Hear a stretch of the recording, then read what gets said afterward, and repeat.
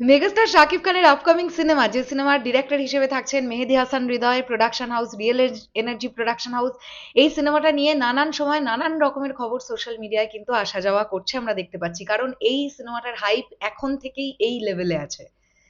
তো আমি Facebook scroll করতে করতে একটা এমন পোস্ট পেলাম, যেটা ভাবলাম তোমাদের সঙ্গে শেয়ার করে দিই।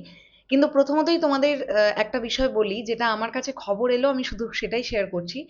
এই সিনেমাটার সঙ্গে কিন্তু ঋদ্ধি সিদ্ধি এন্টারটেনমেন্টও যুক্ত থাকবে, যেমনটা আমরা বরবাদের ক্ষেত্রে দেখতে পেয়েছিলাম। রিয়েল এনার্জি প্রোডাকশন হাউসের সঙ্গে কলকাতার ঋদ্ধি সিদ্ধি এন্টারটেনমেন্টও যুক্ত ছিল। জানা যাচ্ছে এই নতুন প্রজেক্টটার সঙ্গেও কিন্তু ঋদ্ধি সিদ্ধি এন্টারটেনমেন্টের সিদ্ধান্ত শেঠ তিনি যুক্ত আছেন। এইবারে আমি আসি কোথা থেকে আমি এই বিষয়টি জানলাম এবং কি বৃত্তান্ত, সেটা দেখিয়ে দেওয়াটা ভালো।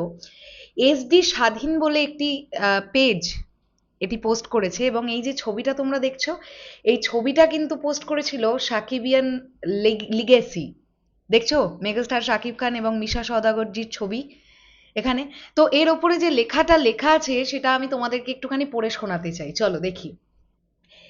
মেগাস্টার শাকিব খান ও মেহেদী হাসান হৃদয়ের পরবর্তী সিনেমার টাইটেল এখনো ঠিক হয়নি, তবে 10 দিনের মধ্যে জানিয়ে দেওয়ার কথা ভাবছেন পরিচালক। তার মানে আগামী 10 দিনের মধ্যে টাইটেল অ্যানাউন্সমেন্ট আসতে পারে।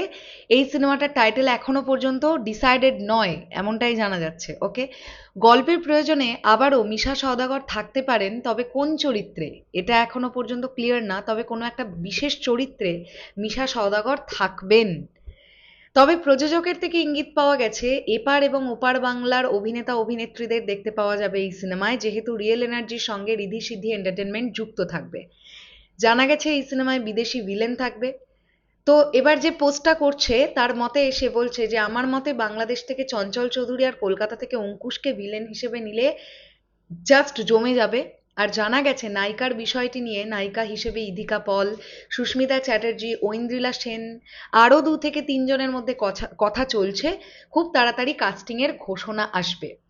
তো এই হচ্ছে সেই পোস্ট যেটা আমি অলরেডি তোমাদেরকে ভিডিওর মধ্যে দেখিয়ে দিলাম। এখন প্রশ্নটা হচ্ছে, এই খবরগুলোর কতটা সত্যি কতটা মিথ্যে সেটা সময় এগোলে বুঝতে পারা যাবে। যেহেতু নামটা মেগাস্টার শাকিব খান, চারিদিকে প্রচুর রিউমার বা বাজ হবে, এটা খুব স্বাভাবিক। তবে আমরা বিশ্বাস করব সেই খবরটাই যেটা একদম টিমের তরফ থেকে আমাদের কাছে আসবে। তবে আমি তো আবারও বলছি, নায়িকা কে হবে না হবেন আমি জানি না, কি ডিসাইড করছেন ডিরেক্টর আমি জানি না। তবে মিশা সওদাগর যদি একটি ইম্পর্টেন্ট চরিত্রে এই সিনেমায় থাকেন, তাহলে মিশা সওদাগরের বিষয়টা এই সিনেমার জন্য একটা পজিটিভ দিক হবে, আমার কোথাও গিয়ে এটা মনে হয়। এবার এই পুরো বিষয়টাকে নিয়ে তোমাদের কি বক্তব্য সেটা অবশ্যই কমেন্ট সেকশনে জানাও। আসছি আবার খুব শিগগিরই, তাহলে এখনের জন্য টাটা।